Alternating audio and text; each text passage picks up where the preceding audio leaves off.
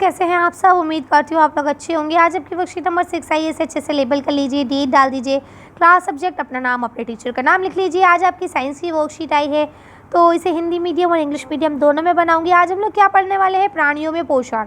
ठीक है, यानी कि जानवरों में कैसा पोषण होता है, कहाँ से उनके पास पोषण आता है, उसके बारे में पढ़ेंगे। और इसका जो सब टॉपिक है वो है पाचन, कि वो कुछ भी खाते हैं तो उसको पचाते कैसे, उनका डाइजेस्टिव सिस्टम किस तरह से काम करता है।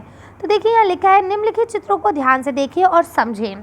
ठीक है, ध्यान से देखिए और इसे समझिए। क्या लिखा है, बकरी पत्तियाँ खा रही है। इसके बाद क्या लिखा है, शेर मांस खा रहा है। वक यानी कि बुगला मछली खा रहा है ना। तो लिखा है, प्राणी यानी जंतु भोजन क्यों करते हैं। तो यहाँ देखिए लिखा है दूसरा क्वेश्चन, जंतु अपना भोजन किस प्रकार प्राप्त करते हैं।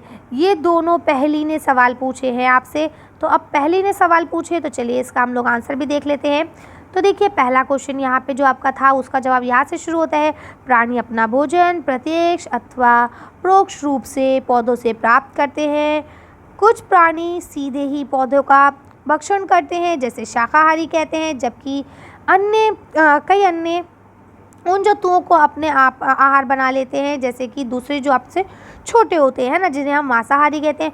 और कुछ जंतु ऐसे होते हैं जो पेड़ पौधे और जंतु दोनों को खाते हैं, उनको हम लोग सर्वहारी कहते हैं। ठीक है, ये चीज़ें हम पढ़ चुके हैं कि मांसाहारी कौन होते हैं, शाकाहारी कौन से होते हैं और सर्वहारी कौन से होते हैं। ठीक है, तो ये इसी तरह से खाने को प्राप्त करते हैं। अगला क्वेश्चन है, मानव सहित सभी जीवों को वृद्धि करने के लिए, अपने शरीर को स्वस्थ रखने के लिए, गतिशील बनाने के लिए क्या होता है, खाद्य पदार्थों की आवश्यकता होती है। जैसे हम लोग हैं, अगर हम खाना नहीं खाते हैं तो या हम फास्ट रखते हैं तो अपने आप में कितना कमज़ोर महसूस करने लगते हैं। तो हमें बड़े होने के लिए, आगे कुछ करने के लिए, फिट रहने के लिए, एनर्जेटिक रहने के लिए हमें क्या करना पड़ता है, खाना खाना पड़ता है। ठीक है, प्राणियों के पोषण में पोषक तत्वों की आवश्यकता, आहार के अंतर्ग्रहण यानी भोजन के ग्रहण करने की विधि और शरीर में इसके उपयोग की विधि सम्मिलित है। यानी कि इसको किस तरह से हम खाते हैं खाना, और किस तरह से वो खाना पचता है, या किस तरह से वो खाना हमारे शरीर के अंदर जाके मिलता है, वो सारी चीज़ें इसके अंदर सम्मिलित है, आ जाती है, इंक्लूड है। अब यहाँ आपको लिखा है पोषक तत्व। पोषक तत्व कौन कौन से होते हैं, कार्बोहाइड्रेट, वसा, प्रोटीन जैसे भोजन के संगठन यानी कि पोषक तत्व ऊर्जा और शरीर की वृद्धि के लिए अत्यधिक आवश्यक है।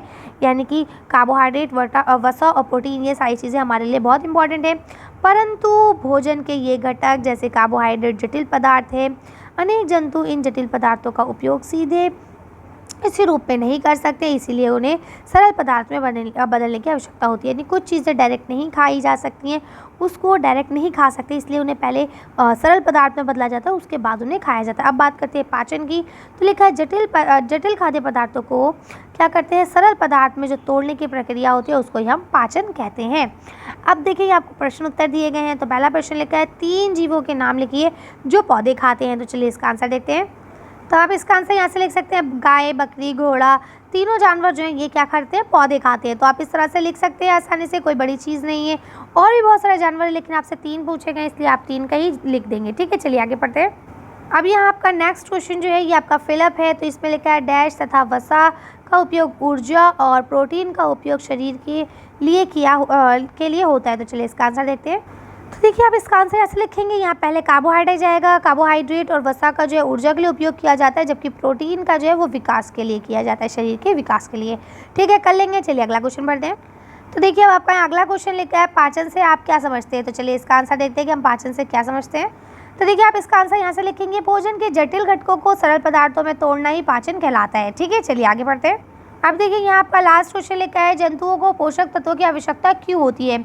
तो ये आंसर आपका लास्ट क्वेश्चन है, इसको देख के वीडियो को फिनिश करते हैं। देखिए यहाँ आपको क्वेश्चन ये पूछा गया है कि जो जंतु हैं उनको पोषक तत्व की आवश्यकता क्यों होती है। तो चलिए आंसर देखते हैं।